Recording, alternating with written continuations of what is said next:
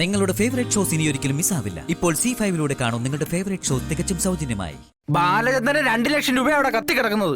ബാലേന്ദ്രൻ ഞാനല്ലെന്ന് പറഞ്ഞല്ലോ.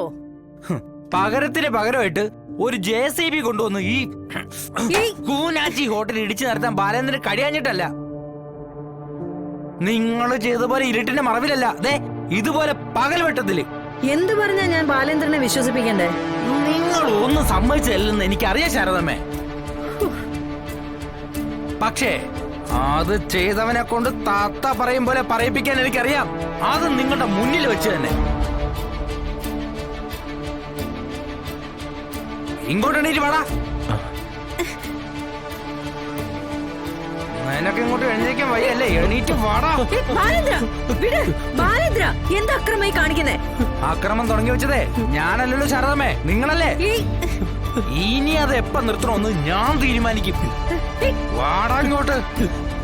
ബാലേന്ദ്ര, ഞാനൊന്നും ചെയ്തിട്ടില്ല. ആഹാ, ഇങ്ങോട്ട് വാടാ. നിന്നെ കൊണ്ട് ഞാൻ പറയിപ്പിക്കാം. ബാലേന്ദ്ര, നീ ചെയ്തിട്ടില്ല അല്ലേ? ഞാനൊന്നും ചെയ്തിട്ടില്ല. നിന്നെ കൊണ്ട് ഞാൻ പറയിപ്പിക്കാടാ.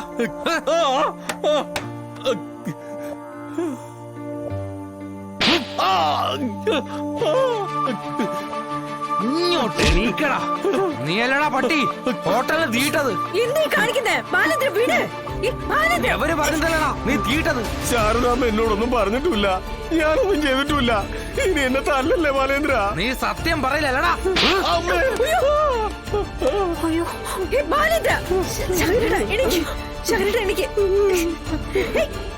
എന്താ അതിക്രമ നിങ്ങളെ കാണിക്കുന്നേ?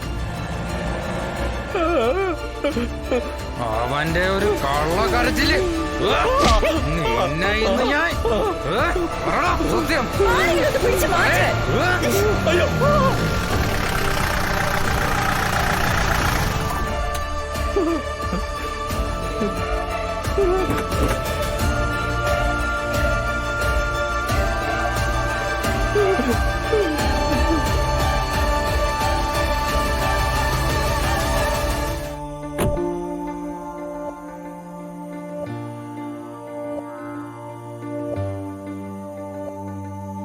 എന്തായാലും കൈ പൊക്കിയതല്ലേ, ഇതൂടെ ഇരിക്കട്ടെ.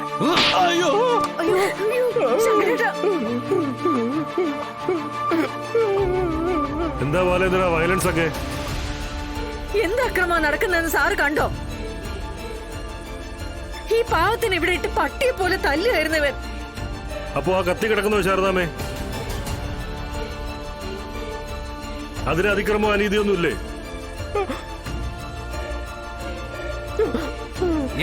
യവനാ സാറെ ഹൃദയശ്രീക്ക് തീട്ടത്.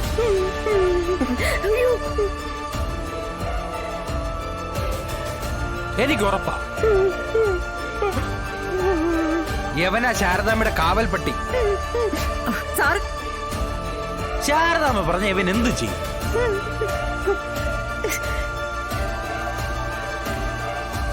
ബാലേന്ദ്ര, നിയമം കയ്യിലെടുക്കരുത്. അതിന് ഞങ്ങളൊക്കെ ഇവിടെ ഉണ്ട്. ഹൃദയശ്രീ ഹോട്ടലിൽ കത്തിയതിന്റെ പേരിൽ പരാതി ഉണ്ടെങ്കിൽ അത് ഉന്നയിക്കേണ്ടത് ഈ നിൽക്കുന്ന ശാരദാമ്മയുടെ മകളെ ശാരികയാണ്. എനിക്ക് പരാതിയുണ്ട് സാറേ.